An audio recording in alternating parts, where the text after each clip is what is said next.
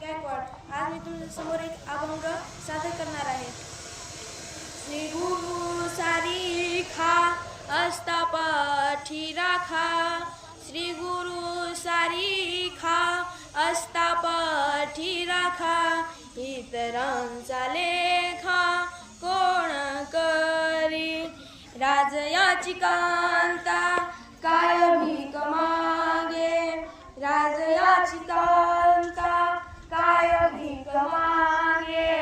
मनाची आजोजे सिद्धी पावे, कल्पतरू तळवटी जो कोणी बैसला, काय म्हणू सांगू